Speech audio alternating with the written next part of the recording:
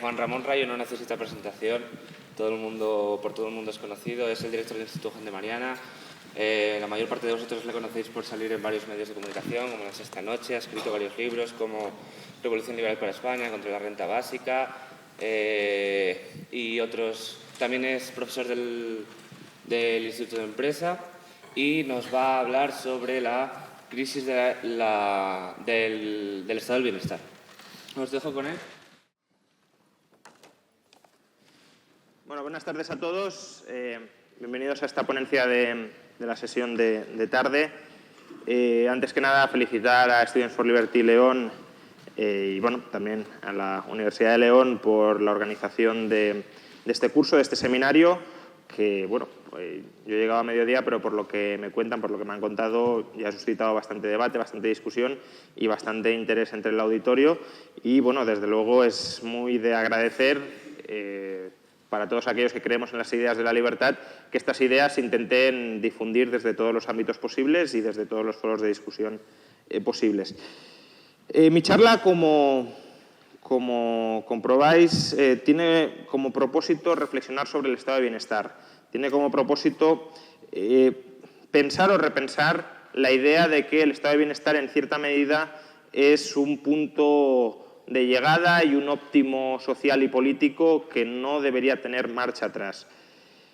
Básicamente, por estado de bienestar, la idea de estado de bienestar que voy a discutir es un estado que cope entre el 45 y el 50 o el 60% del Producto Interior Bruto, que es el modelo de estado que tenemos en la mayor parte de los países europeos, y que se encargue, por tanto, de la provisión de sectores tan importantes como la educación, la sanidad, las pensiones, la dependencia o una cierta redistribución de la renta para garantizar o para proporcionar aquello que se llama igualdad de oportunidades.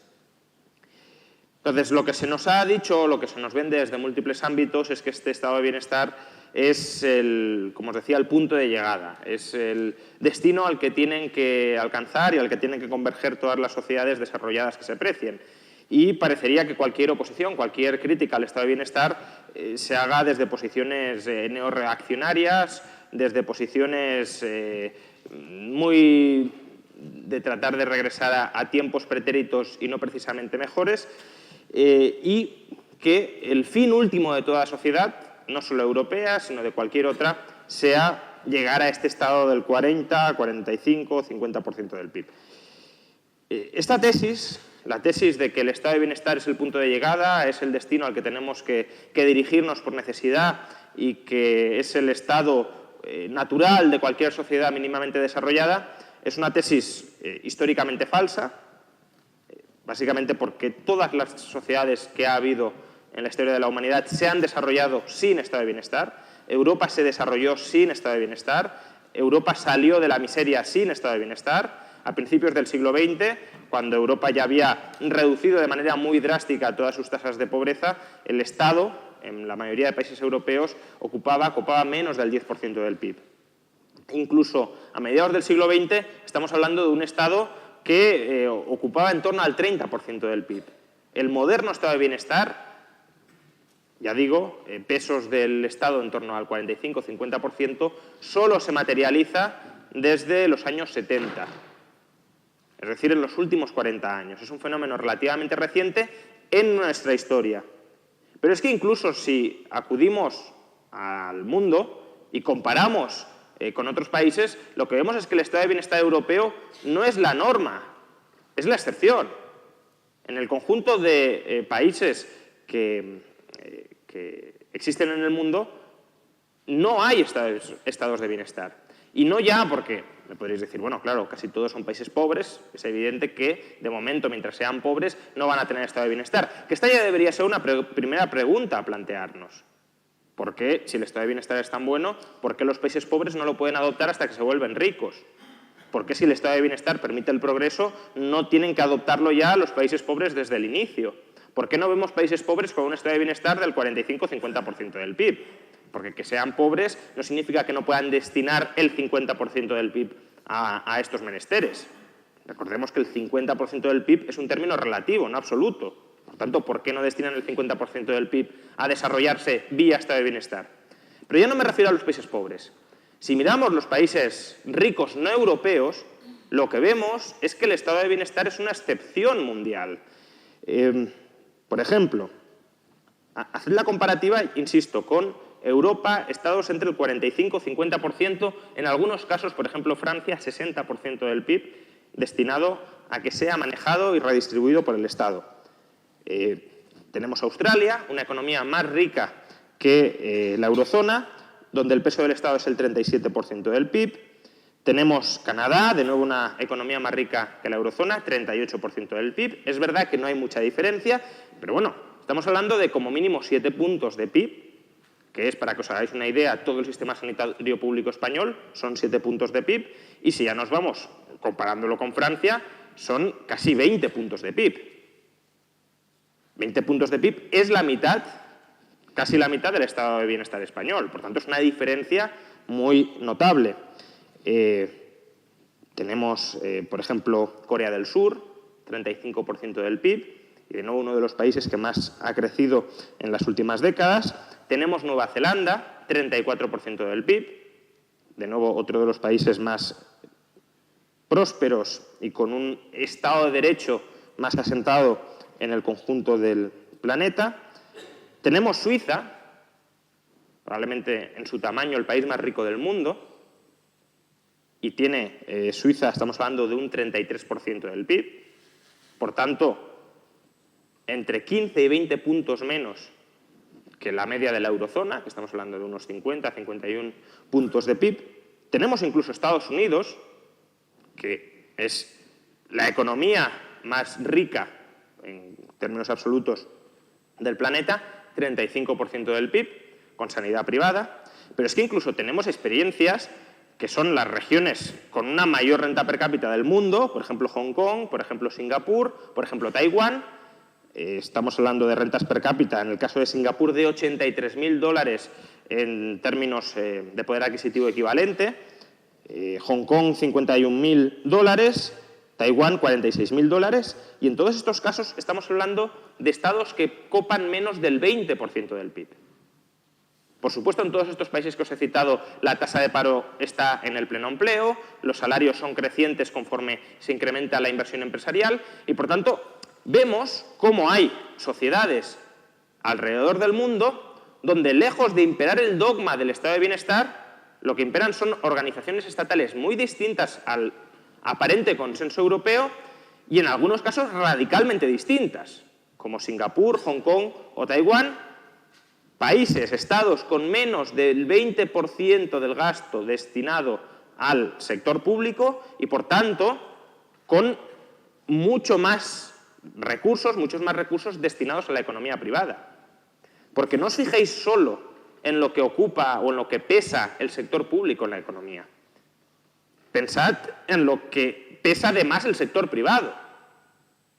Es decir, que en Singapur el Estado cope el 18% del PIB y en Europa cope el 50%, significa que en Singapur hay 32 puntos más del PIB que están siendo manejados íntegramente por el sector privado, dispuestos a generar riqueza, dispuestos a mejorar el crecimiento y la prosperidad de esas economías.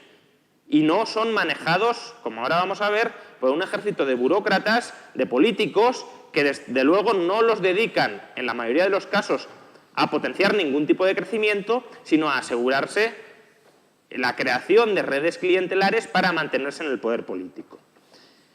Entonces, si claramente en el contexto mundial el estado de bienestar no es un dogma que hayan adoptado todos los países, ni siquiera se observa una tendencia necesaria a que los países converjan hacia él, porque sí, es verdad que Singapur ha ido cambiando su modelo de Estado, ha ido introduciendo algunas regulaciones, pero en ningún caso se está planteando que Singapur empiece a gastar y gastar y gastar y gastar para equipararse a un Estado europeo.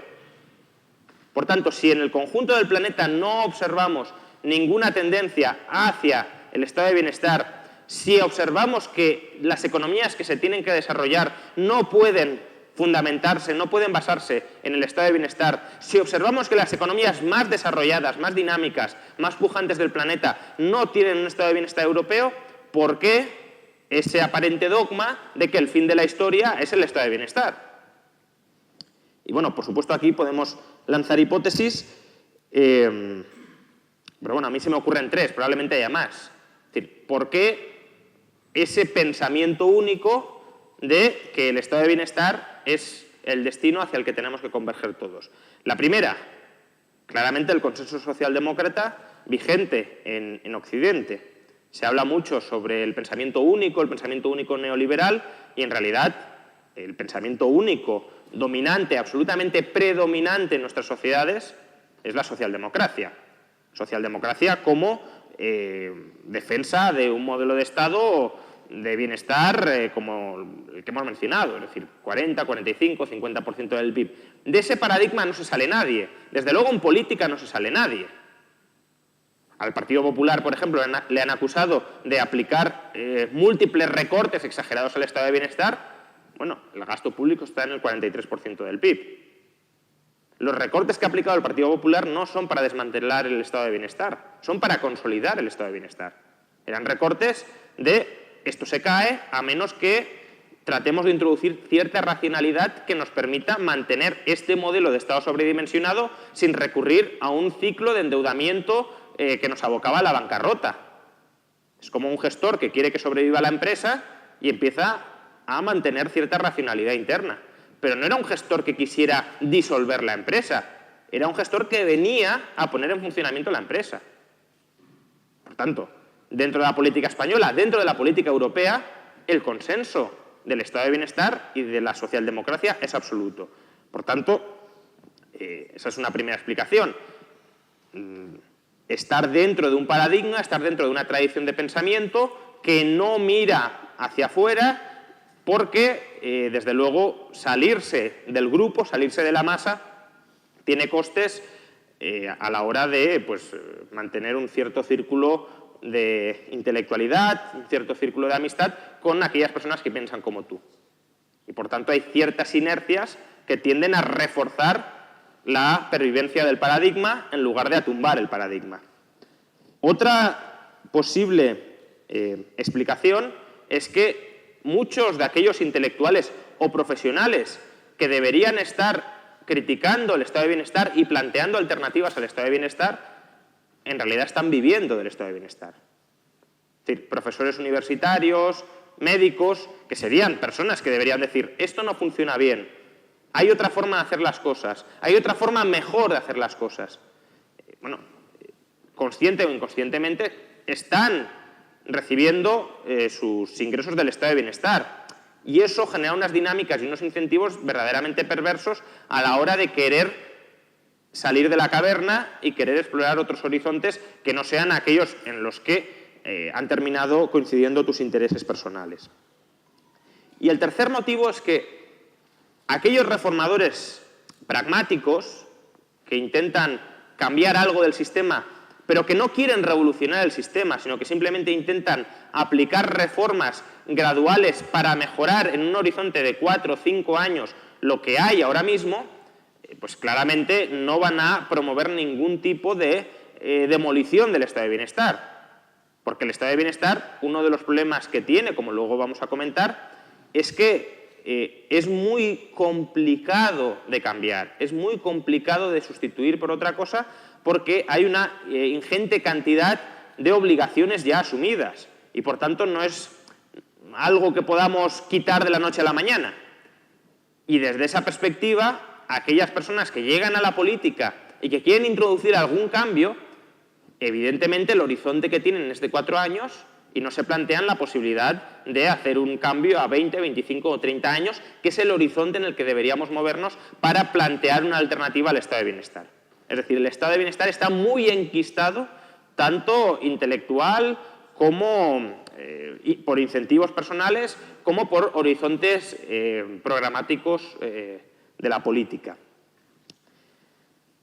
Por eso es tan complicado que se planteen alternativas al estado de bienestar. Pero, desde luego, en un foro abierto a la reflexión, abierto al debate, en un foro donde precisamente lo que entiendo que buscamos es no seguir a la manada, sino tratar de explorar en qué medida tratar de analizar en qué medida la manada está yendo en la dirección correcta, en este foro es un foro adecuado para plantear alternativas verdaderamente disruptivas, verdaderamente rompedoras frente al estado de bienestar.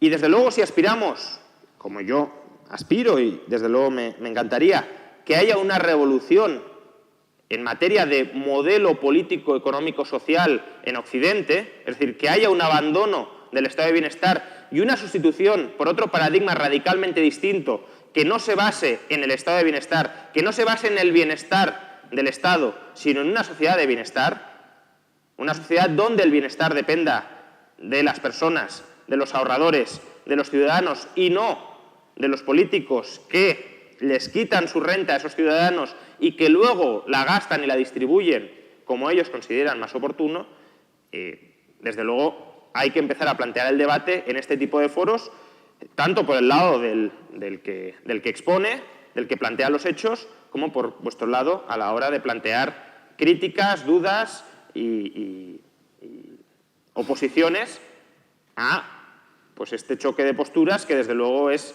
llamativo en una sociedad donde, insisto, el estado de bienestar está tremendamente enquistado y es casi un dogma que no se puede cuestionar. ¿Por qué creo que el estado de bienestar debe ser sustituido, debe ser reemplazado por otro tipo de organización política, social y económica, por una sociedad del bienestar donde seamos nosotros los que escojamos, los que determinemos cómo recibimos servicios tan esenciales, insisto, tan esenciales? No estoy dudando ni siquiera por un momento, todo lo contrario, de que la educación, la sanidad o las pensiones sean fundamentales. Son fundamentales y precisamente porque son fundamentales no quiero y defiendo que no estén en manos de los políticos, que no estén en manos de la burocracia. Decía, ¿por qué estos servicios tan importantes deben estar fuera de las manos de los políticos? ¿Por qué deben estar en manos de los ciudadanos? Pues fundamentalmente por dos cuestiones, dos razones, o dos grupos de razones. Una se refieren a la demanda de esos servicios, y los otros a la oferta. En cuanto a la demanda, tened en cuenta que en un mercado quien manda es el cliente, es el consumidor. De hecho, el mercado se dice que está al servicio del consumidor, que el consumidor es soberano, que el empresario, a la hora de vender un producto, se tiene que adaptar a lo que el consumidor quiere. Y si no satisface las necesidades del consumidor, ese empresario no va a poder vender. Y va a tener que ser desplazado y será sustituido por otros empresarios en el mercado. Por tanto... Vamos a quitar mejor eso. Esto antes se estaba escuchando bien. Vale. En un mercado, el soberano es el consumidor. Es él al que todos los empresarios se tienen que adaptar a la hora de hacer sus propuestas de valor. Si un empresario no es capaz de ofertar aquello que los consumidores quieren, ese empresario es rápidamente desplazado del mercado.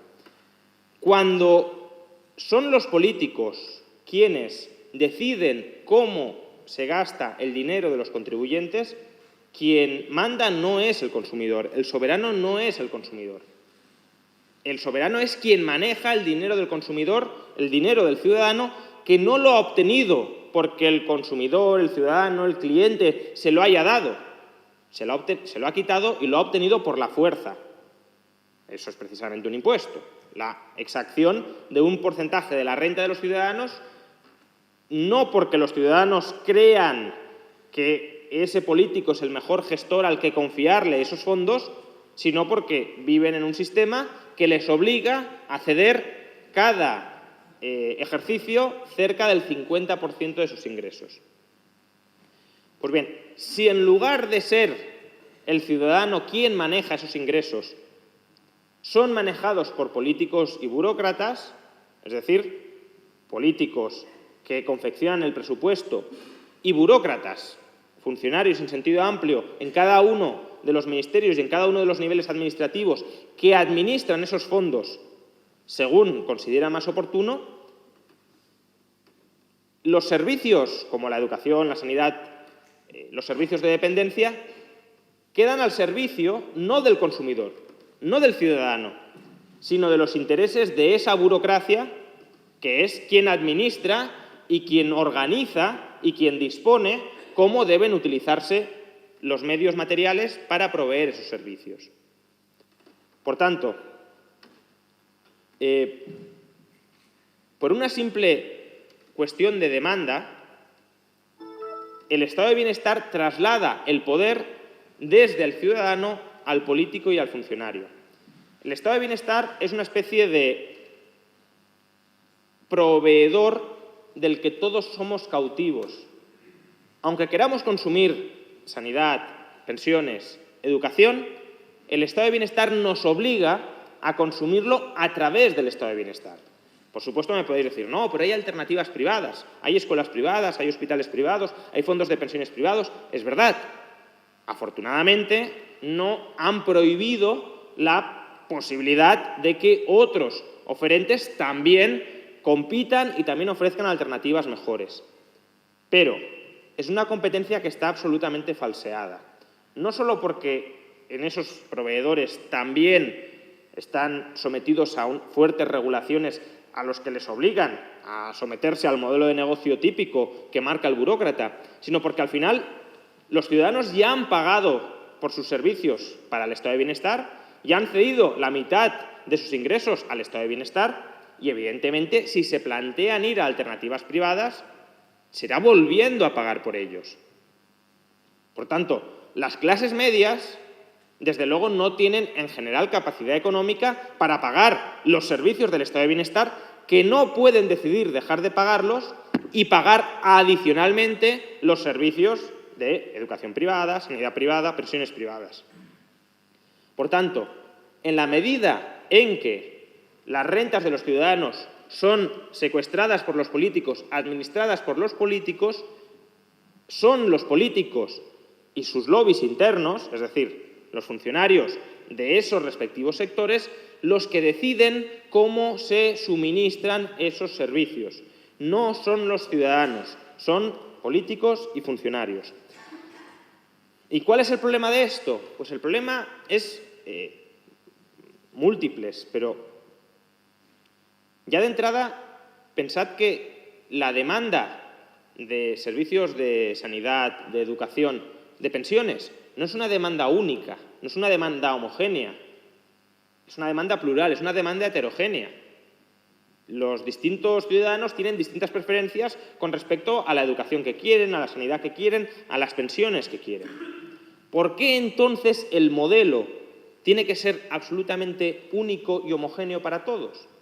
¿Por qué todos tienen que recibir el mismo tipo de educación, el mismo tipo de sanidad, el mismo tipo de pensiones? ¿Por qué las condiciones de cada uno de esos servicios tienen que ser las mismas para todos los ciudadanos, aunque grupos de ciudadanos tengan preferencias radicalmente distintas sobre cómo deben prestarse esos servicios? Por ejemplo, en materia educativa, ¿cuál es la organización óptima en educación? El programa, el currículum formativo óptimo en educación. ¿Cuántas horas de matemáticas tienen que enseñarse a la semana en los colegios de primaria? ¿Cuántas horas de historia? ¿Cuántas horas de filosofía? ¿Cuántas horas de latín? ¿Cuántas horas de griego? ¿Cuántas horas de educación física? ¿Cuántas horas de música? ¿Cuántas horas de arte? ¿Cómo confeccionamos el programa educativo óptimo para los ciudadanos? ¿Quién lo decide? ¿Los políticos y los funcionarios? ¿Los ciudadanos en su conjunto en una especie de democracia asamblearia? ¿O por qué no simplemente permitir que cada ciudadano demande aquel currículum que considera más adecuado para sus hijos? Aquel currículum que los propios estudiantes pueden considerar más adecuado con sus aptitudes y cualidades personales. ¿Por qué no permitimos que los ciudadanos, escogiendo unos colegios u otros, marquen un itinerario formativo u otro? ¿Por qué todos tienen que someterse al mismo patrón? Porque en la medida en que los niños y los adolescentes tienen intereses, tienen facultades que son muy diversas, Lo lógico sería que la oferta se adaptara a esas demandas diversas. No que se obligara a la demanda a que se plegara a la oferta de funcionarios y políticos, simplemente porque funcionarios y políticos quieren que la oferta sea de esa manera, y pueden querer que sea de esa manera simplemente porque las cosas se han hecho siempre así y el coste de cambio es un coste muy grande. De nuevo, imaginad que se nos ocurriera que en las escuelas, antes, cuando he llegado, estabais discutiendo sobre los riesgos de la mecanización, la necesidad de conocer bien las máquinas. Imaginad que en los colegios nos planteáramos algo tan razonable, a mi entender, pero tan revolucionario dentro del sistema en el que estamos, como sería que los niños estudiaran programación. Que al fin y al cabo es el lenguaje al que se van a tener que enfrentar, o uno de los lenguajes al que se van a tener que enfrentar en el siglo XXI. Y dijéramos, bueno, vamos a cambiar o a quitar horas a cualquier asignatura que se os pueda ocurrir y vamos a añadírselas a programación. ¿Cuál creéis que sería la respuesta del profesorado ante ese cambio? Sería una respuesta de reacción absoluta. ¿Por qué? Porque, primero, algún profesorado, si quiere permanecer en el colegio, tendría que aprender programación, cuando él no la sabe. Y, desde luego, ese coste de aprendizaje es muy alto y lo soportarían esos profesores que tendrían que ser instruidos en ello. Y si no son los profesores instruidos en ello, es decir, si no son profesores que daban, pues imaginad, francés y se reciclan a dar programación, tendremos que contratar a un externo que sepa programación para que dé programación. Pero si colocamos a alguien a que dé programación a costa del que daba francés, ¿qué hacemos con el profesor que daba francés? Lo lógico sería despedirle, porque no va a prestar ya ningún servicio en el colegio. ¿Vosotros creéis que los profesores funcionarios que enseñen francés se van a quedar de brazos cruzados ante los políticos que traten de aprobar una reforma educativa donde se introduzca la programación a costa del francés en la reforma educativa? Evidentemente no. Saldrán a la calle en forma de mareas y dirán que se está comprometiendo el modelo de educación pública y el futuro de la educación para nuestros hijos.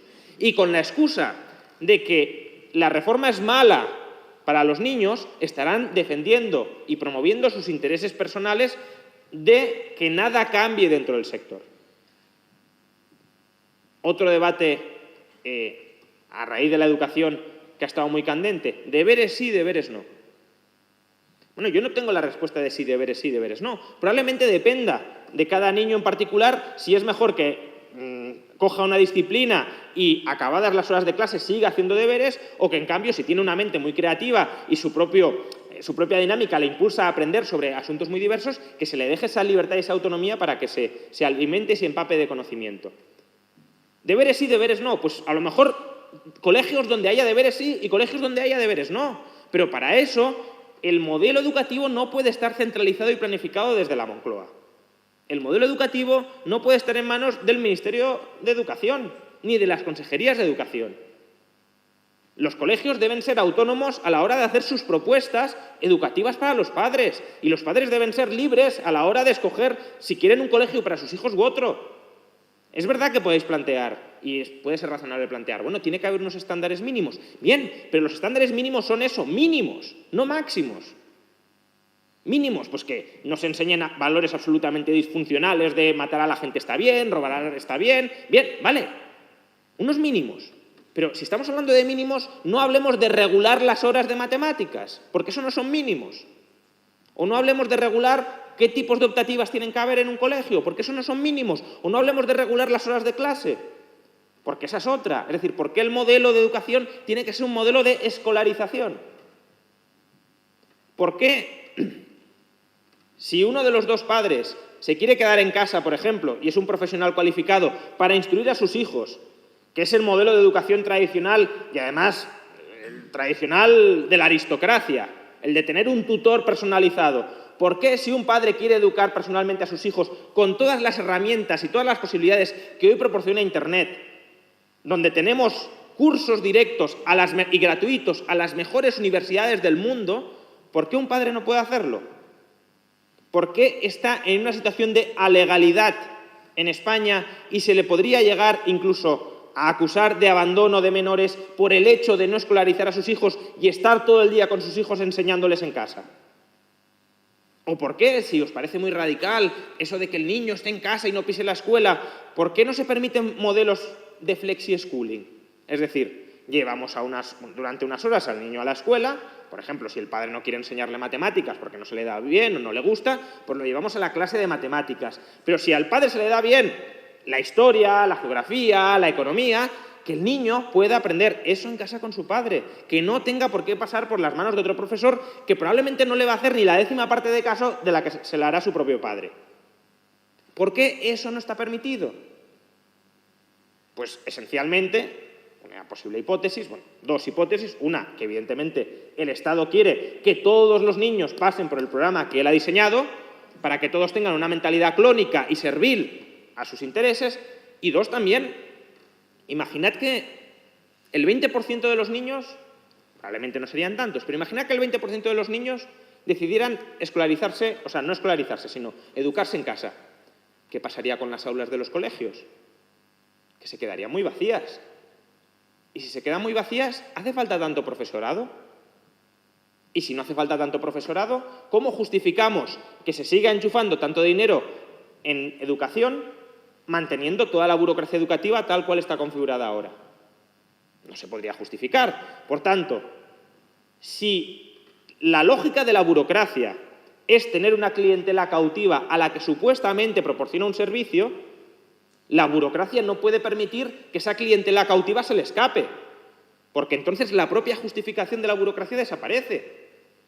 Esto lo decía muy bien Gordon Tullock. Decía, la burocracia surge para solucionar un problema. Si el problema desaparece, la burocracia desaparece. Por tanto, la burocracia es la primera interesada en generar problemas que justifiquen su propia existencia. Pues aquí lo mismo. Por tanto, en educación, libertad de demanda para los padres. Que los padres puedan escoger un modelo educativo u otro, homeschooling, flexi-schooling, una escuela que enseñe en catalán, otra que enseñe en alemán, otra que enseñe en inglés, otra en castellano, en la lengua vehicular que sea, que tenga religión, que no la tenga, aquella religión, aquella otra, que haya deberes en casa, que no haya deberes en casa, que el horario sea partido, que el horario sea continuo. Es decir, ¿por qué todo eso tiene que estar regulado desde el sector público? ¿Por qué no dejamos que haya diferentes modelos que ofrecer a los padres? Sanidad. Se nos vende que tenemos en España el mejor sistema sanitario del mundo o uno de los mejores sistemas sanitarios del mundo. Y que, de hecho, el sistema sanitario europeo es indudablemente la referencia hacia la que todos los países del mundo quieren avanzar, que Estados Unidos siente envidia de Europa por su sistema sanitario y que, de hecho, si no avanza con mayor decisión hacia el sistema sanitario europeo es porque hay intereses de aseguradoras y está muy asentado el sistema privado.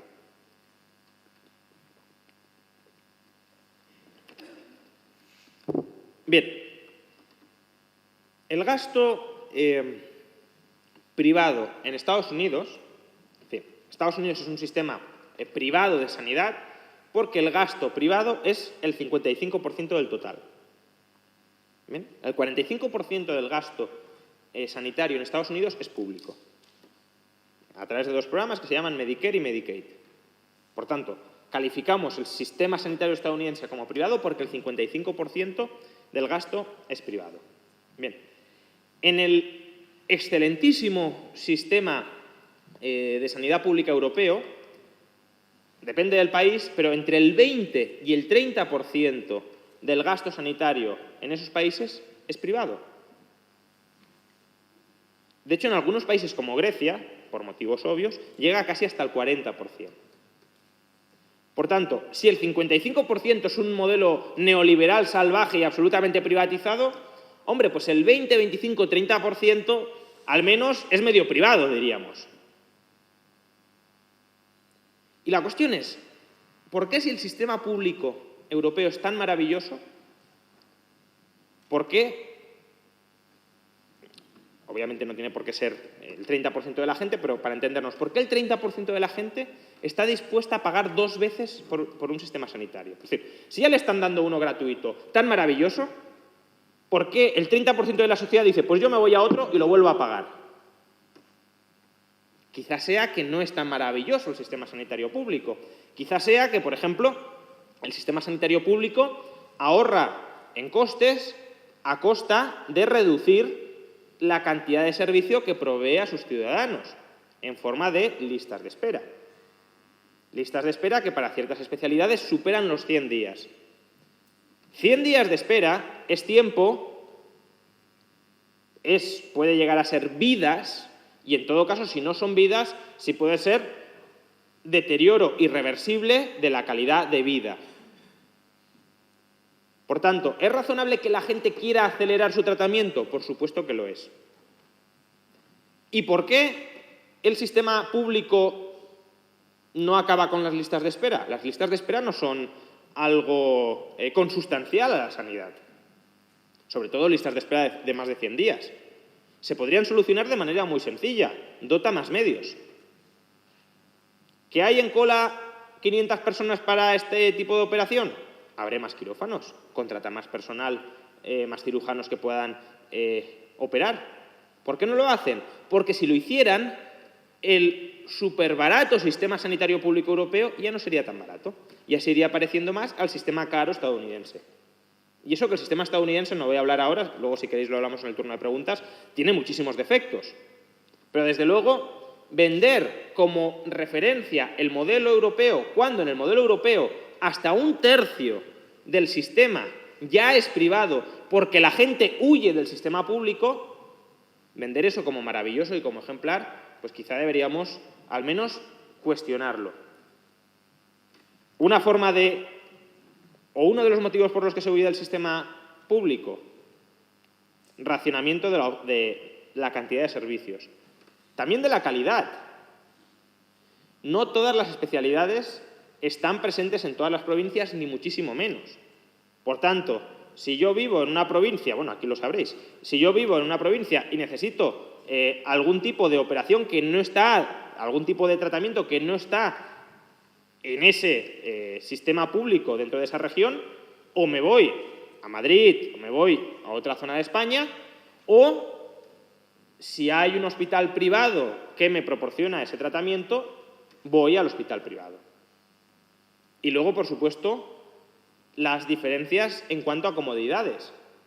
No es lo mismo un hacinado hospital público que un hospital privado donde, primero, el número de camas ya es menor. Es decir, si hacéis una comparativa entre hospitales públicos y privados, comprobaréis que en los hospitales privados hay muchas menos camas que en los públicos. ¿Por qué? Por mera cuestión de economías de escala.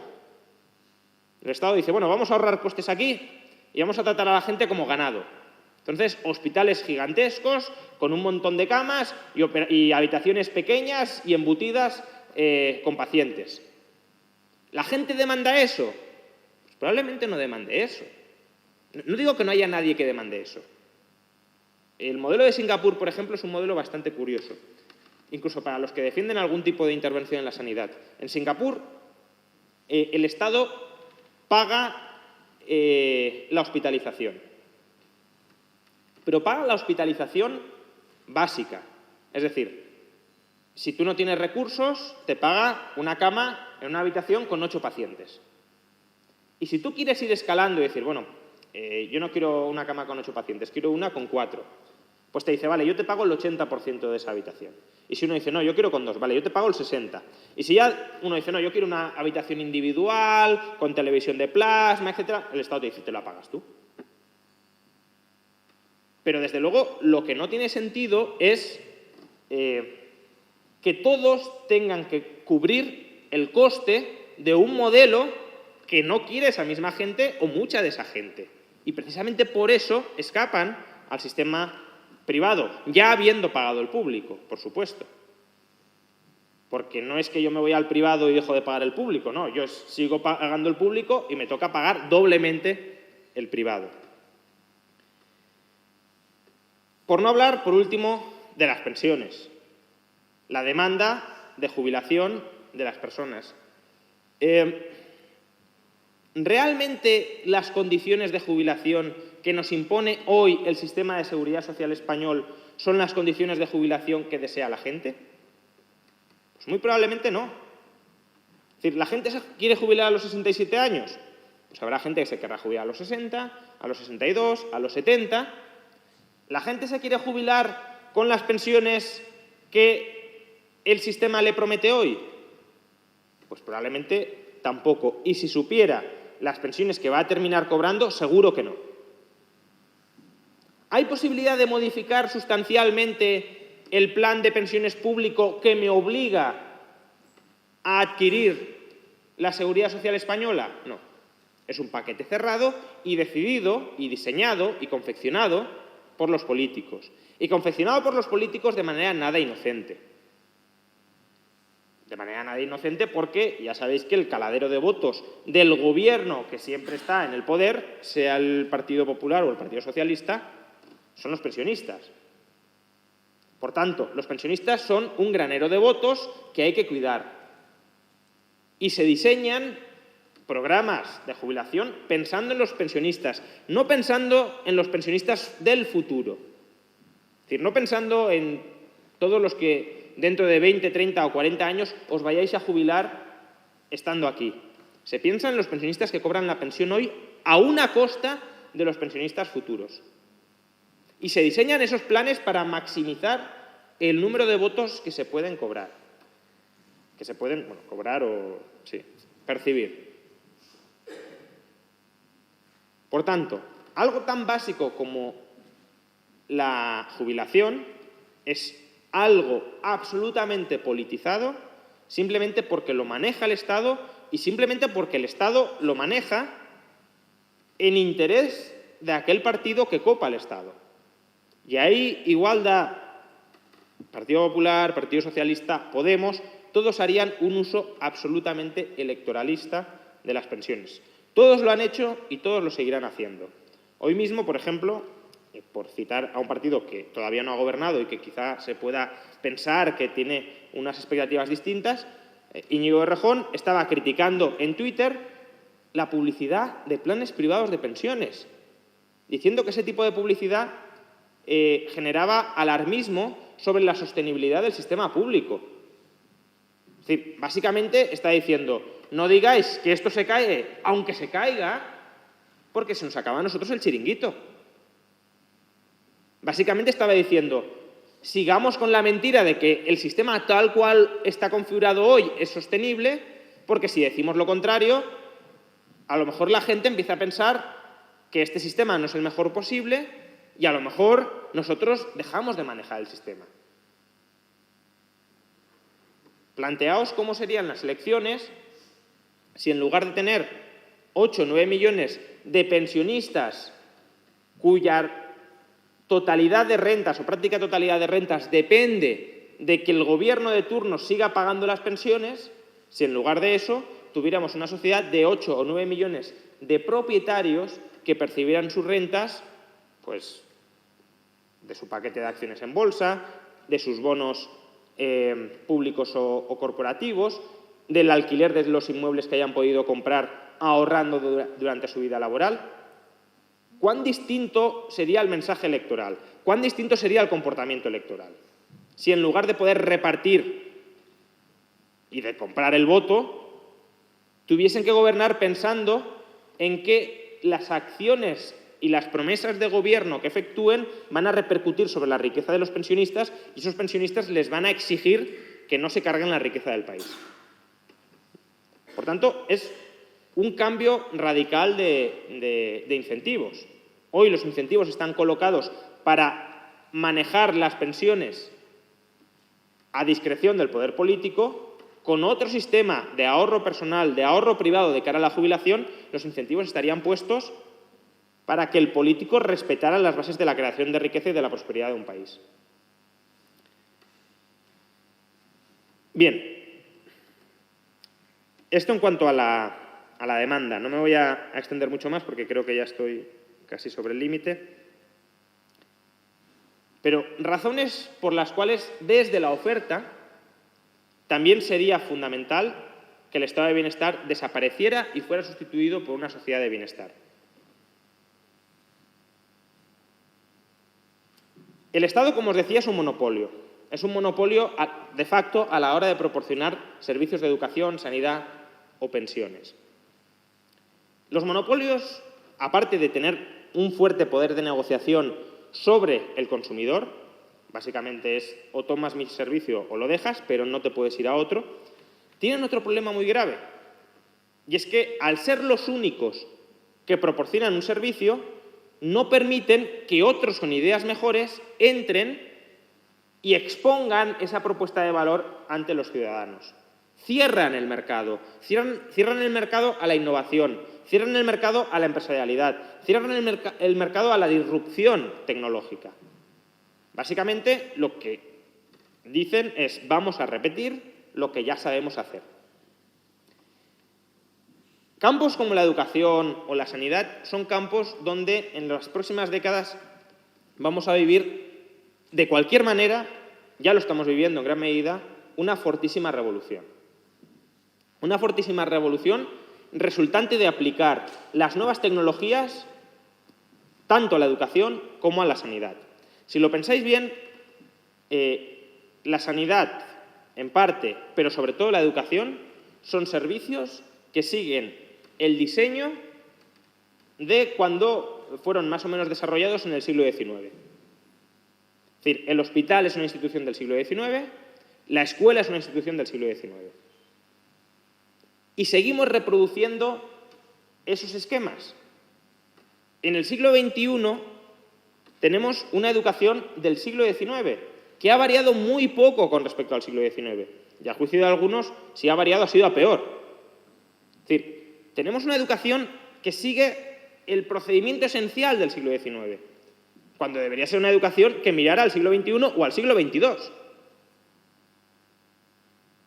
Ya no digo ni siquiera materialmente, que también. Es decir, pensad por un momento cuán distintas podrían ser las clases aplicando las nuevas tecnologías. Es decir, es que en el ámbito universitario, insisto, ya que estamos en una universidad, ya tenemos cursos gratuitos de las mejores universidades del mundo. Entonces, ¿qué sentido tiene que cada provincia de España tenga una universidad no plagada precisamente por los mejores, cuando, y con un coste extraordinario para el contribuyente, cuando a un clic de distancia tenemos acceso, insisto, a las mejores universidades del mundo y de manera gratuita? Y esto es una revolución, la revolución de la educación online, que está solo empezando. Y si no se desarrolla con mucha mayor potencia, es fundamentalmente porque no le dejan. Porque la educación sigue estando copada por el sector público y, por tanto, cualquier cambio, cualquier innovación se produce en la absoluta marginalidad y tratando de competir contra ese monstruo que es el sector público, cuando no, directamente el Estado la mata mediante la regulación y la obliga a someterse a unos corsés que no tienen ningún sentido. Entonces, abrir la educación al mercado es importante no solo para que la educación se ajuste a las demandas de los ciudadanos, que también, sino para que los empresarios puedan plantear ideas radicalmente nuevas con respecto a la educación o con respecto a la sanidad. Ideas que a lo mejor muchas de ellas son un disparate absolutamente grotesco, puede ser, pero si miráis la oferta de empresas que ha habido hasta la fecha, hasta llegar a las que tenemos hoy, muchas de ellas eran ofertas disparatadas y algunas de esas ofertas disparatadas han terminado triunfando. Entonces, evidentemente, si queremos revolucionar un sector, habrá que probar opciones muy diversas, habrá que experimentar con opciones muy diversas, habrá que permitir que la gente más extraña plantee ofertas de negocio muy diversas, porque en esa rareza encontraremos genialidades a la hora de solucionar problemas que tenemos hoy. Y quien dice la educación, insisto, también me sirve para la sanidad. Uno de los economistas probablemente más brillantes en el campo de educación, profesor de Harvard, que se llama Clayton Christensen, es un estudioso formidable sobre cómo la innovación disruptiva cambia la estructura de mercado de las sociedades y se carga los monopolios asentados. Esa es su idea fundamental. Bueno, él tiene un libro sobre cómo debería ser, a su juicio, claro, la sanidad del siglo XXI. Cómo la disrupción debería llegar a la sanidad del siglo XXI.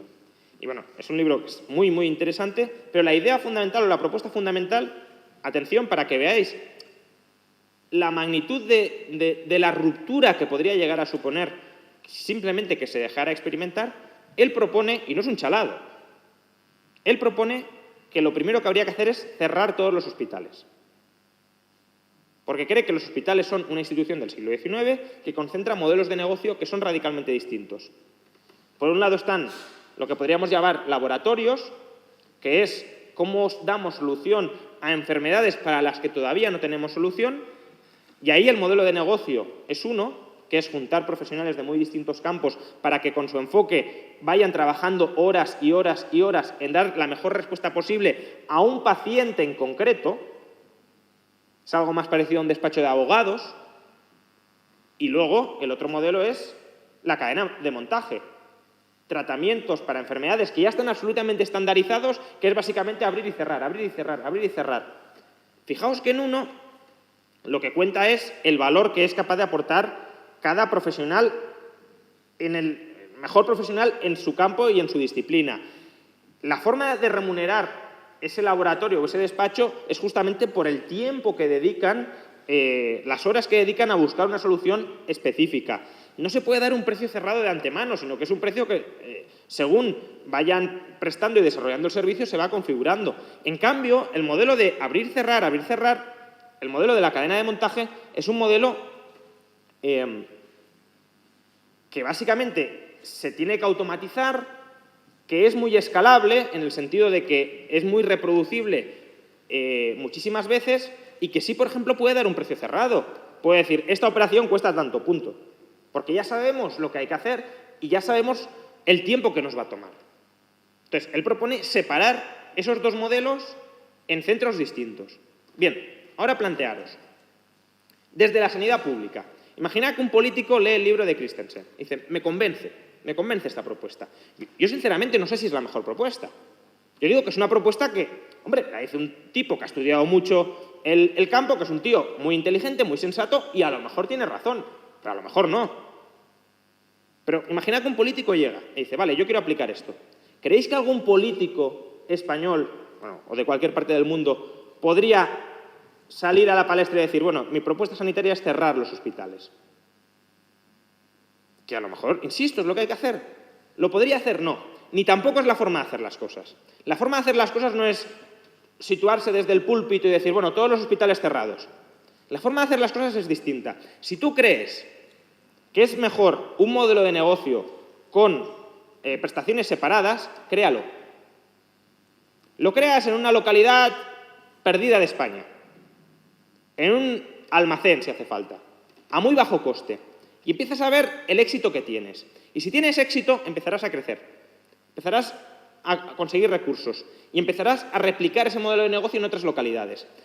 Y conforme vaya teniendo éxito, la gente, en lugar de ir a los hospitales, irá a tu clínica. Y justamente conforme la gente vaya cambiando a tu clínica, los hospitales se irán vaciando y se irán cerrando ellos solitos. No tendrás que llegar tú y decir, tú te cierras. Y yo voy a diseñar otro modelo para toda España radicalmente distinto al que tenemos hoy. Es desde abajo desde donde se cambian las cosas. La disrupción viene desde abajo, viene empujando desde abajo. Pero para eso tiene que haber libertad de entrada en el mercado y libertad de elección entre los ciudadanos. Y eso es lo que hoy no existe. O existe de manera limitadísima. Y no existe porque el estado de bienestar lo cierra absolutamente. Y ya termino. Probablemente muchos de vosotros pensaréis, bueno, pero lo que planteas al final es una solución para ricos. Porque cómo el ciudadano medio puede costearse educación para sí mismo, sanidad para sí mismo, puede ahorrar para las pensiones. No, los sueldos no dan para tanto. Puede ser el argumento. Bien, el sueldo más frecuente en España datos del INE de hace unas semanas, son 16.000 euros. No estoy hablando ni del sueldo medio ni del sueldo mediano. Estoy hablando del sueldo más frecuente, el sueldo modal, que es, por supuesto, inferior al mediano e inferior al medio. 16.000 euros. Bien, ¿sabéis cuántos impuestos paga una persona que tiene un sueldo, que percibe en nómina, un sueldo de 16.000 euros? Aproximadamente. ¿Qué cantidad estimáis? ¿Cuánto? Bueno, más o menos. Estaríamos hablando en verdad de entre 9.500 y 10.000. Entre 9.500 y 10.000 euros anuales. La operación es bastante sencilla. Es decir, primero, recordad que una vez percibís en nómina los 16.000 euros, ya se os ha descontado previamente el 30% por cotizaciones empresariales a la Seguridad Social. Es decir, vuestro sueldo en verdad no es de 16.000. Vuestro sueldo es prácticamente de 22.000 euros. Solo que el Estado ni siquiera lo refleja eso en la nómina y os dice que el sueldo es de 16.000. Pero de entrada ya habéis pagado eso. Luego pagáis aproximadamente 1.500 en cotizaciones a la Seguridad Social a cuenta del trabajador. Luego pagáis entre 1.500 y 2.000 euros en concepto de IRPF. Aunque no paguéis u os devuelvan en la declaración de la renta, que esto también es muy gracioso, me han devuelto, qué bien, no pago IRPF, no. Que te devuelvan es que has adelantado más dinero del que tenías que pagar y te devuelven la diferencia. Cada mes en la nómina te retienen una parte del IRPF. Si el total de las retenciones supera lo que deberías haber pagado, te devuelven, pero eso no es que no pagues, eso es que has pagado de más y te devuelven la diferencia. Y por último, impuestos sobre el consumo e impuestos especiales. Es decir, de todo, del neto que os dejan, luego a pagar otra vez en forma de IVA o impuestos especiales. Bueno, si lo calculáis, estamos moviéndonos en esa horquilla 9.500, 10.000 euros. Con 10.000 euros por persona, un matrimonio con 2 sueldos modales serían 20.000 euros de ingresos sobre los que no puede disponer. Y estamos hablando de sueldos modales. Si nos vamos a sueldos medianos o medios, que lo normal es que conforme vayamos ascendiendo en la vida laboral, vayamos mejorando el sueldo, las cantidades todavía son más aberrantes. Y estamos hablando además de que pagáis eso durante toda la vida. La educación de vuestros hijos la pagáis mientras vuestros hijos están educando, mientras vuestros hijos van a la escuela. No la pagáis cuando ya estáis jubilados, todavía estáis pagando. Eso como muchos os habéis endeudado. Pero es que el estado de bienestar y los impuestos que pagáis son una deuda perpetua que tenéis que pagar siempre, aunque ya no estéis consumiendo el servicio que por el que estáis pagando. Bueno, pues con 10.000 euros al año podemos echar cuentas, pero desde luego con 10.000 euros al año por persona, matrimonio, 20.000 euros, desde luego yo creo que sí da sobradamente para pagar sanidad, para pagar educación y para pagar pensiones. Y en todo caso, si hubiese personas que queden descolgadas, que podría ser, ¿por qué no se articula un Estado subsidiario, asistencial, simplemente para esas personas? ¿Por qué las clases medias, que sí pueden, desde luego, ser autónomas a la hora de costearse sus servicios, por qué no se les da esa libertad? ¿Por qué no se nos obliga, miradlo así, de los impuestos que pagamos, una porción nos la pagamos para nuestros propios servicios y la otra para los demás? ¿Por qué no nos exigen simplemente pagar la porción que va destinada a los demás? ¿Por qué la porción que va destinada a nosotros no nos la dejan a nosotros? ¿Por qué no nos dejan administrarla a nosotros? O si no queremos administrarla, que nos digan, no la administramos, os la cedemos, señores políticos. Pero si la queremos administrar, ¿por qué no nos dejan? Desde luego, no porque esas rentas no den, sino por todo lo que he comentado antes.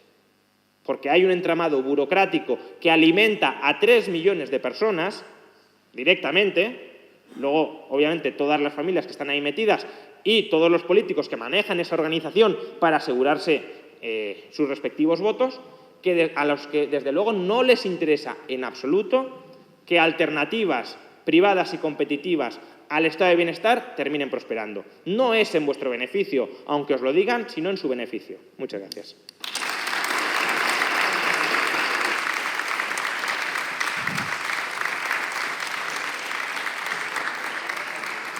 Bueno, muchas gracias, Rayo, por tu presentación. Nos acabas de perfilar los puntos fundamentales de tu libro Revolución Liberal para España, que podéis adquirir en el relleno de la escalera, que acaba de venir el librero. Luego habrá tiempo de que lo firme, de poder hablar con él y demás. Ahora abrimos el turno de preguntas. Vamos a intentar estirarlo lo máximo posible. Vamos un poco mal de tiempo, pero bueno, vamos a ir intentando adaptarlo más o menos. Entonces, ¿quién quiere hacer preguntas? Empezamos por aquí. Gracias. Para usted, según he oído otras veces, la educación es una inversión.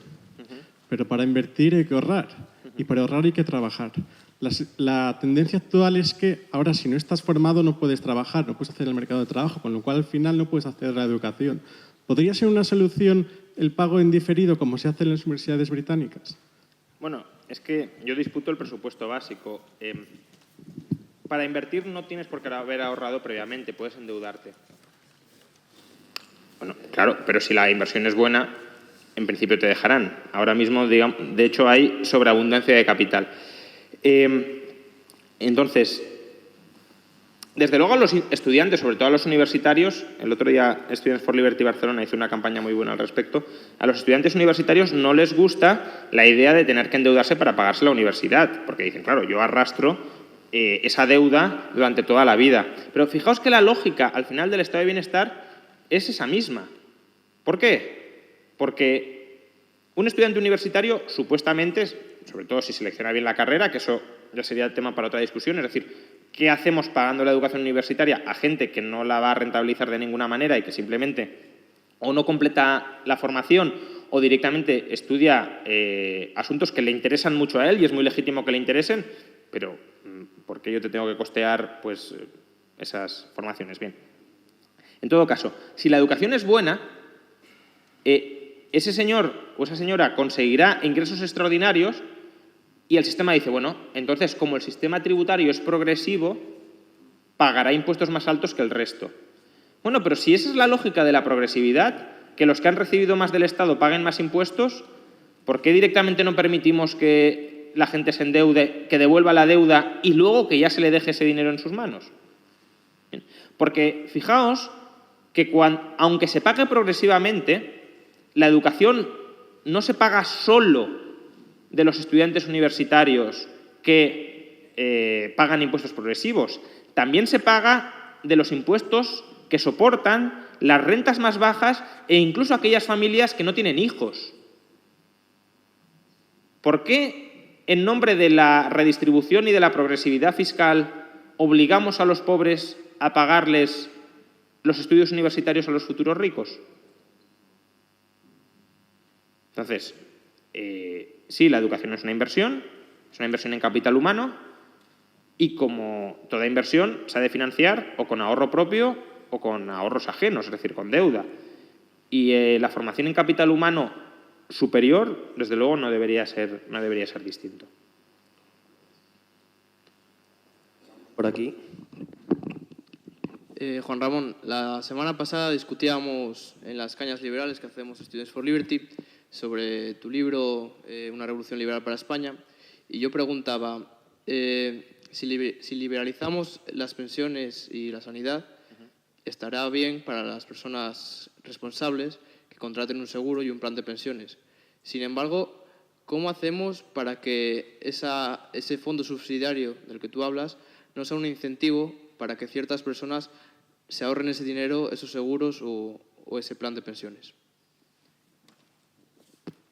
A ver, idealmente el fondo subsidiario, lo que pasa que es verdad que hay problemas ahí cognitivos importantes, pero idealmente ese fondo subsidiario tendría que analizar el historial de esa persona y tendría que discriminar entre personas que han sido responsables y pese a su diligencia han tenido mala suerte absoluta y, por ejemplo, lo han perdido todo, y personas que no han tenido la más mínima diligencia, que no se han preocupado, aunque hayan tenido la oportunidad para prepararse para la jubilación o para la sanidad, y en ese último caso el fondo no debería cubrirles.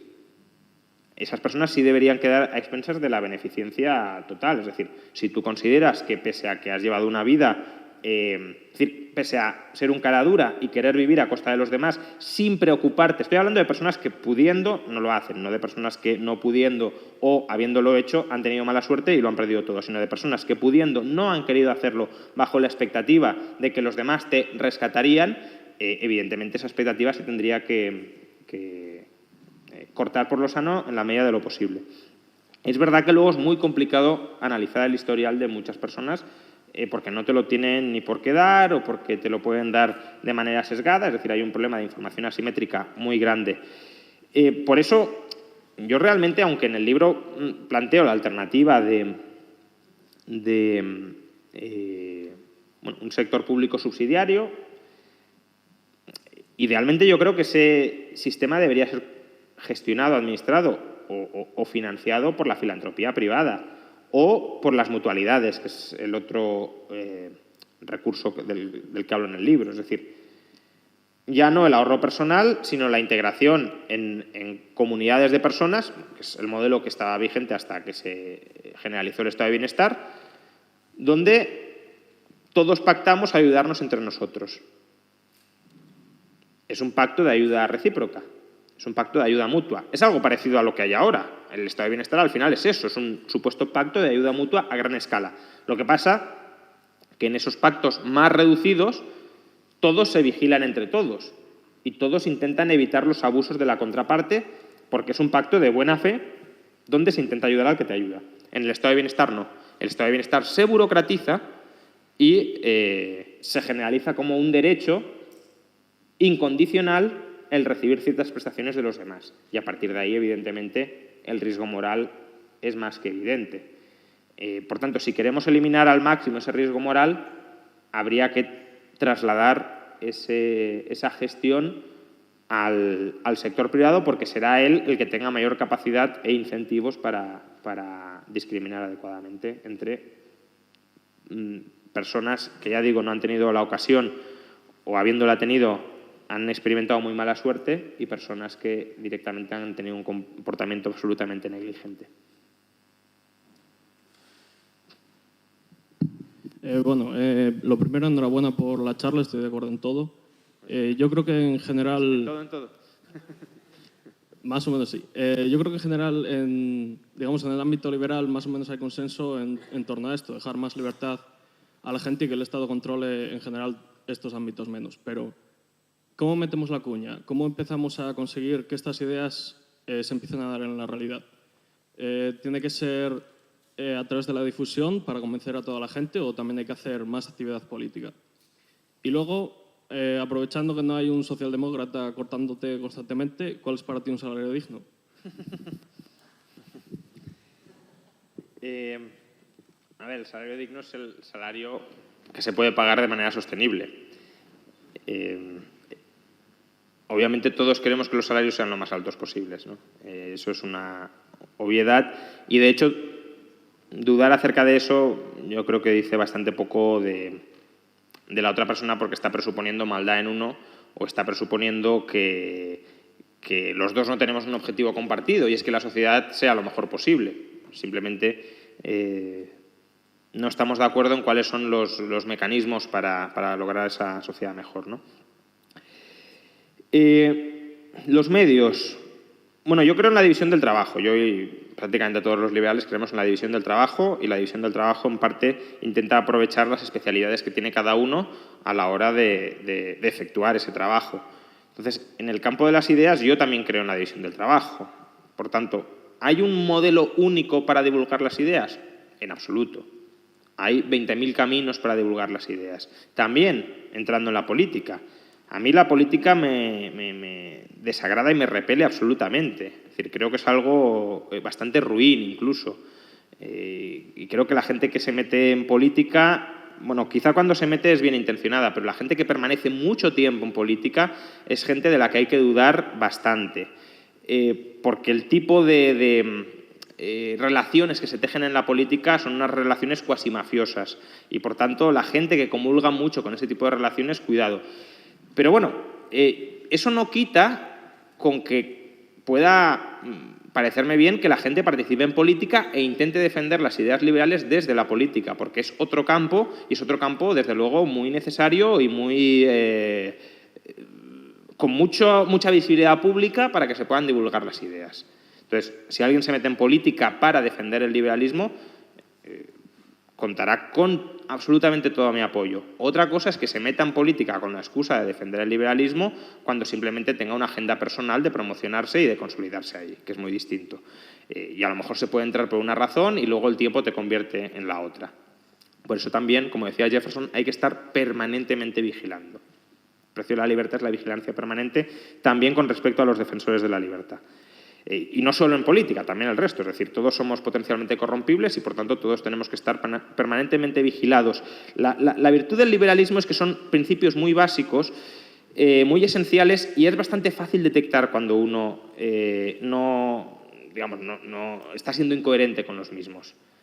Cuando uno empieza a defender cosas raras, cosas que no encajan. Es verdad que, evidentemente, dentro del liberalismo hay muchas interpretaciones posibles. Hay incluso liberales feministas, ¿no? Bueno, esto es un chiste que entenderán algunos, ¿no? Pero quiero decir, hay mucha variedad de posicionamientos dentro del liberalismo, pero al final todos tienen un objetivo o unas bases compartidas. Cuando uno empieza a decir, no, bueno, vamos a empezar a impulsar excepciones o a aceptar muchas excepciones, quizá no lo esté haciendo en nombre del liberalismo, sino de alguna otra causa. Entonces es bastante fácil enjuiciar. El liberal, en cierta medida, es bastante previsible y en ese sentido a lo mejor es un poco aburrido. Se nos suele acusar incluso de dogmáticos. Es que tenéis 4 fórmulas para todo y como con eso... Bueno, quizá, pero eso también te da cierta previsibilidad en lo que estás diciendo.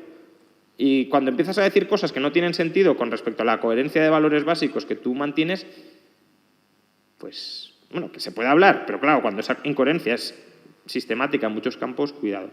Entonces, sí, bueno, utilizar todos los medios que conozcamos y en los que nos podamos mover para divulgar el liberalismo. Pueden ser medios públicos o pueden ser en nuestros ámbitos privados. Como dice el profesor Bastos, primero convence a tu novia y luego sale a divulgar el liberalismo, ¿no? Bueno, quiero decir, a los amigos, a la familia, a los conocidos y también, si no, desde los medios públicos, por supuesto.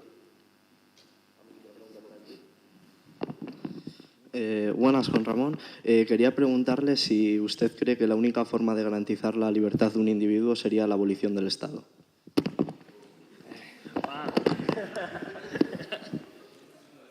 A ver, en el plano filosófico sí, porque es evidente... No, es decir, en el plano filosófico sí, es evidente que el Estado es un enemigo de la libertad, eso está claro. Ahora, la cuestión es, ¿podemos vivir sin Estado? Eso es lo que no está tan claro.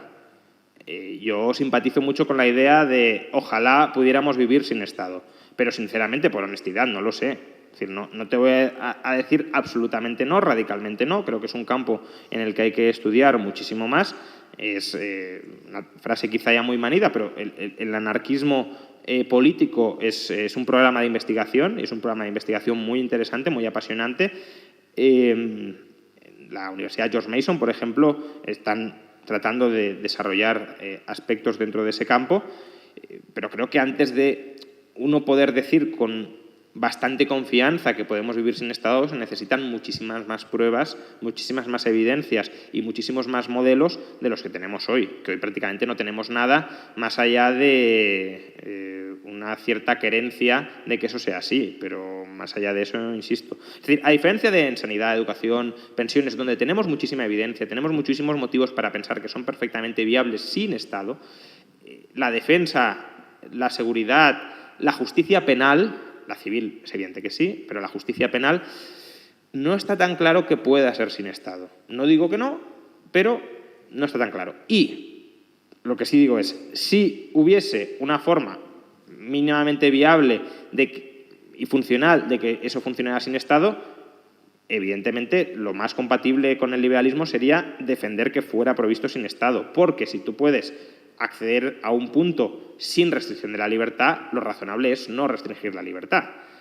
Ahora, evidentemente, si esas funciones que son consustanciales para el mantenimiento de una comunidad política donde se respete la libertad de las personas, porque al final la libertad es un concepto propio de una comunidad política, el principio fundamental de cualquier comunidad política, no es un principio robinsoniano, es un principio inserto en la comunidad política. Pues claro, si los pilares de esa comunidad política no se pueden sostener sin que los administre el Estado, que insisto, eso es lo que tampoco categorizo al respecto, pero si es así, pues habría que defender un Estado aunque solo sea para eso.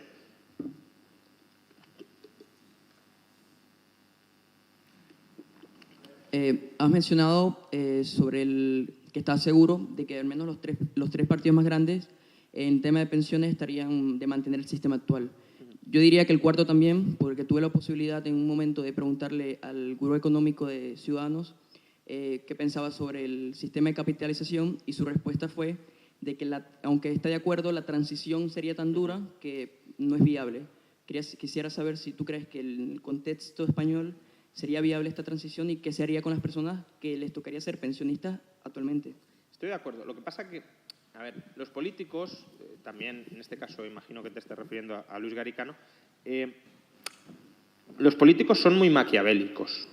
Es decir, cuando Luis Garicano te estaba diciendo esto, lo que está diciendo es, mira, como para implementar un cambio en el sistema de pensiones tenemos que engañar a la gente y no podemos engañar a la gente 40 años, pues no es viable. Entonces, eso es una cuestión. Es decir, evidentemente, si la mayoría de la población no quiere un sistema de capitalización, no lo vas a poder implantar. Ahí no hay, tomando un poco las ideas disparatadas en general, pero bueno, en este caso quizá aplicables de Naomi Klein, ahí no hay doctrina del shock posible. Es decir, ahí no puedes ganar las elecciones con un mensaje, llegar al poder y decir, bueno, ahora por decreto lo cambio de la noche a la mañana y ya os acostumbréis todos y lo aceptáis. No, eso en el sistema de pensiones en España no es viable. Es verdad que se requeriría una transición 30 a 40 años. Por tanto, una sociedad que esté dispuesta a digerir esa transición tiene que ser una sociedad que quiera esa transición. Pero evidentemente eso te lo dirá un político que vive de engañar a la gente, o que su manera de actuar es engañar a la gente, que son todos, no estoy diciendo que eso sea el procedimiento de Ciudadanos, es el de todos los partidos. De hecho, si no engañas, te desplazan. Yo creo que Ciudadanos, de hecho, paréntesis, llegó un poco ingenuo en algunos campos y que quiso hablar con más sinceridad de la que tocaba y le empezaron a llover palos y rápidamente dijo, pues yo hago lo que todos, es decir, engañar masivamente. Entonces, ese es el procedimiento de la política. Pero yo no soy político y yo no vivo ni quiero vivir de engañar a la gente, de tratar de conseguir el apoyo de la gente para acceder al poder. No es mi propósito. Entonces, yo lo que intento es plantear ideas alternativas y modos de organización social alternativos, para que la gente al menos sea consciente de que el statu quo en el que ha nacido no es el óptimo social, o no es necesariamente el óptimo social. Y que defender lo que hay simplemente porque es lo único que he conocido, pues quizás sea un argumento un poco reducido y reduccionista. Entonces, yo puedo decir, el mejor modelo de pensiones es el de capitalización, es muy complicada la transición, y por eso, por cierto, habría que frenar cualquier intento de que el Estado se siga metiendo en cualquier ámbito social, porque una vez se mete el Estado es muy difícil luego que salga el Estado, en algunos más que en otros, pero aún así siempre se dificulta mucho salir. Esto es como a la inversa de la pasta de dientes, es decir, la pasta de dientes es muy fácil de sacar, pero luego no la puedes volver a meter. Bueno, pues en el Estado es muy fácil que entre en un ámbito, pero luego es muy difícil que lo saques. Y por eso puedo decir, bueno, el sistema de pensiones mejor es el privado. La transición es muy difícil, pero aún así creo que vale la pena apostar por esa transición y por eso intento convencer a la gente de que hay que apostar por esa transición. Vamos a empezar un poco rápido porque ya empezamos con nuestro tema, el tiempo. Buenas tardes, Juan Ramón. La cosa es, aunque a algún purista le pese, si hay algo que me parece que rescatas de la participación del Estado es inversión en I+D. La pregunta es doble. En primer lugar, ¿piensas que la inversión en I+D se debe a que desde el sector privado no se pueden avistar oportunidades porque están demasiado escondidas y que un montón de avances científico-tecnológicos se han dado por sorpresa y que, por tanto, la empresa privada no habría dado con ellos, de ser porque busca un fin cortoplacista, algo que tenga muy a la vista. Y, en segundo lugar, de ser así que efectivamente, que yo es lo que pienso, que de ser así que el Estado debe proveer de gasto en I+D, ¿cómo debe hacerlo? Porque tenemos experiencia, sabemos que cuando el Estado no actúa de acuerdo al sector privado, con esto quiero decir a que hay dinamismo, por ejemplo, en el gasto en un sector y no en otro. Me refiero, por ejemplo, que aumentamos el gasto en el sector público y no en el privado, metemos I+D, digamos, de cualquier manera. Esto al final no lleva a nada. De hecho, ocurrió hace unos años aquí en España. Entonces, ¿de qué manera debería saber el Estado cuándo debe gastar y de qué manera debe hacerlo? Muchas gracias. Bueno, yo creo que el Estado no puede saberlo. De hecho, la tesis un poco que estás esbozando es la de Mariana Mazzucato, el Estado emprendedor, que básicamente lo que dice es que el sector privado es demasiado cortoplacista y demasiado adverso al riesgo como para invertir en cambios del conocimiento que van a ser esenciales para los próximos 30 o 40 años, pero ella misma dice que el Estado tampoco lo sabe y que, por tanto, el Estado de alguna manera tiene que invertir a ciegas y que simplemente, pues como si fuera un fondo de capital riesgo a muy, muy, muy largo plazo, que aunque se equivoque en muchos aspectos, como en alguno muy importante acertará, que ya por eso valdrá la pena. A ver, yo, primero, de la investigación y del desarrollo, desde luego el desarrollo no. Puedo admitir ciertas dudas en la investigación básica, que es la parte de la inversión que tiene más externalidades positivas, es decir, que es más difícil de internalizar y que desde luego es más a largo plazo, es más incierta. En el desarrollo no lo veo precisamente por lo que tú comentas, porque ya lo puede hacer el sector privado y el incentivo que tiene el sector público es a despilfarrar. Lo que pasa es que cuando puse la I en el libro era un poco por no querer entrar tampoco demasiado en ese debate, porque creo que es un debate un poco reducido de nuevo. Es decir, el Estado que más invierte del mundo en investigación básica, que es Estados Unidos, invierte el sector público el 0,3% del PIB. El que más. Entonces, claro, cuando estamos hablando de reducir el Estado del 50 al 5, pelearme por 3 décimas, pues tampoco me parece el debate de fondo. Es decir, en un tema que no tengo absolutamente claro, decir, pues no, 0, pues vale, no, 0,3, vale, bien. De todas formas, en el Instituto Juan de Mariana acabamos de publicar un informe, si no lo has leído te lo recomiendo, un informe magnífico sobre esta cuestión, en contra del mito del Estado emprendedor de Mariana Mazzucato, y muchas de las conclusiones del libro de Mazzucato, es decir, la idea de que hace falta un Estado activista que esté promoviendo e impulsando continuamente el gasto en innovación para desplazar los horizontes del conocimiento, creo que quedan muy, muy, muy tocados. Y, por tanto, si te interesa el tema, ahí es un informe de 50 páginas con muchísima bibliografía, muy fundamentado, muy ecuánime, es decir, no es nada de Estado, ¿por qué no? Y por qué no, y por qué no, sino se intentan ver pros y contras y creo que el resultado es más contra que pro. Pero, bueno, desde luego es un tema relativamente abierto. Pero, insisto, son 3 décimas en el mejor de los casos. Última pregunta. Fíjate qué suerte. Yo también estoy en ese punto de esto es lo que hay y con estas cartas jugamos, aunque mi vocación o en mi cabeza tal vez el punto de fuga pueda ser una sociedad con el estado mínimo minimorum posible, que si se extingue tampoco me importa. Pero en este análisis posibilista, sí, en el sentido de cómo hacemos para reducir el Estado y hasta qué punto y hasta dónde podemos llegar, etcétera, ¿no crees tú que muchas veces, tal vez por pereza política o porque ya sabemos lo que nos van a decir y quién nos va a utilizar y todas estas cosas, pero ¿no crees tú que muchas veces dejamos un poco de lado la importancia del tamaño de la unidad de gestión política a la hora de establecer, sea un Estado mínimo o un gobierno mínimo o sea un Estado anarcocapitalista?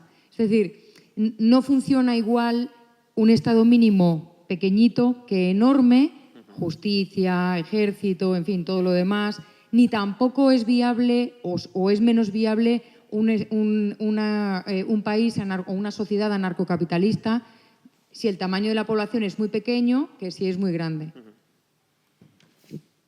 Sí, desde luego. Lo que pasa que, es decir, yo soy muy pro descentralización al máximo. Es decir, incluso en ocasiones el cantón se me puede quedar muy grande. Entonces, la verdad es que a mí no se me ocurren muchos problemas de acción colectiva, salvo la defensa, que requieran una unidad de gestión política mayor que el cantón o que la ciudad. No se me ocurren, es decir, los bienes colectivos que pueda haber y que requieren efectivamente de coordinación de más de un individuo y de una cierta gobernanza, por llamarlo así, ya sea pública o privada, pero de una cierta gobernanza, de acción colectiva, pues prácticamente cualquiera que se me ocurra, una ciudad los puede prestar. Es verdad que la defensa tiene otras particularidades, pero también la tiene en cuanto a tamaño por el lado grande. Es decir, antes estábamos comentando en la comida el problema de un ejército europeo. Pues hombre, vale, a lo mejor la unidad de gestión militar óptima para defender Europa es un ejército europeo y no 25 ejércitos nacionales. Vale, pero si el ejército europeo está financiado sobre todo por Alemania y hay un ataque a España, simultáneo a España y a Alemania, ¿hacia dónde se irá el ejército? Aunque no tenga lógica militar, pues muy probablemente Alemania, porque es lo que habrá que defender.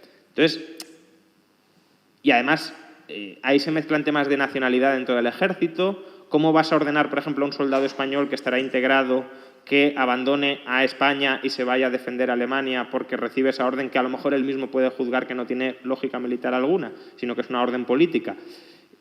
Entonces, tampoco creo que sea nada sencillo crear prácticamente de la nada un ejército europeo, aunque esa unidad de tamaño sea la adecuada. Luego, por otro lado, claro, dices, bueno, alianzas de unidades pequeñas, pues también tiene problemas, porque hay problemas de bienes públicos típicos. ¿Cómo sabes que se va a cumplir la alianza pactada y no se va a dejar en la estacada a alguna de esas unidades, ¿no? Es decir, personalmente, a mí el modelo que más me gusta, el modelo de organización social territorial que más me gusta, es la liga, es decir, tropecientas unidades pequeñas muy fragmentadas, pero unificadas a través de una liga comercial donde haya libertad de movimientos de personas, capitales y mercancías en su interior. Pero eso tiene el problema de cómo de eficaz puede ser la defensa en ese contexto, que no tengo una respuesta para eso.